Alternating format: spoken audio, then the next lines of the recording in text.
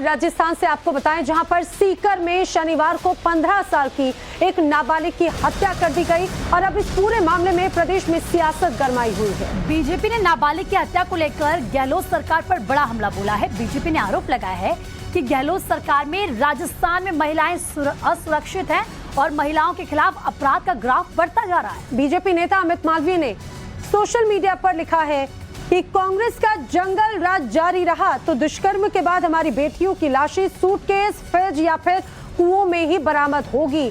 आपको ये भी बताते चले कि सीकर के शेखावटी में नाबालिग का शव कुएं से बरामद किया गया, जिसकी तस्वीर आप टाइम्स ऑफ भारत पर टीवी स्क्रीन पर देख रहे हैं। और परिजनों ने आरोप लगाया कि गांव के ही 3 लोगों ने नाबालिग के साथ पहले गैंगरेप किया और फिर हत्या कर शव कुएं में फेंक दिया। बीजेपी के नेताओं ने पीड़ित परिवार के साथ गहलोत सरकार के खिलाफ धरना प्रदर्शन कर आरोपियों के खिलाफ सख्त कार्रवाई की मांग की है। इसके पहले भी पिछले कुछ समय में लगातार आपको याद होगा इसके एक के बाद एक ऐसी घटनाएं सामने आई। हमें वो घटना भी याद आती है जब एक बच्ची के साथ दुष्कर्म कर उसे भट्टी में जला दिया गया था।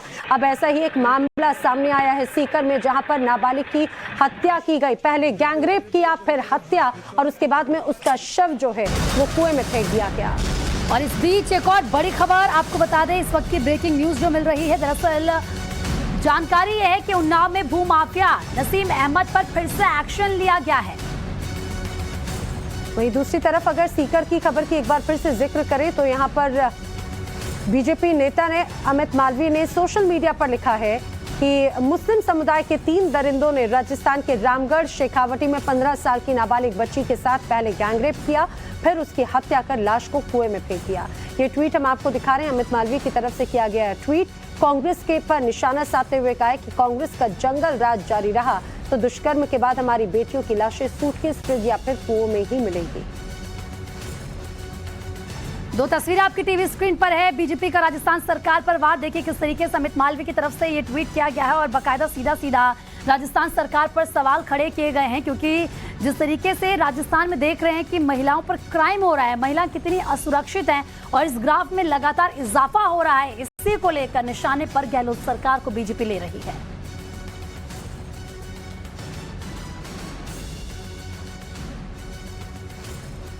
उसके साथ ये सामूहिक दुष्कर्म हुआ है और उसके बाद उसकी हत्या का मामला सामने आ रहा है। मैं गहलोत सरकार से कहना चाहूंगा कि तुरंत कड़क से कड़क एक्शन ले। जिस तरह से ढीलापन आपने पिछले 4 साल में रखा है, उसका नतीजा है कि राजस्थान आज पूरे देश में दुष्कर्म के मामले में टॉप पे पहुंच गया है। एक बार शर्म करनी चाहिए। गांधीवादी चोला उखाड़ के इस तरह के जो अपराधी हैं उन पे जितनी सख्त कार्रवाई की जाए वो करनी चाहिए।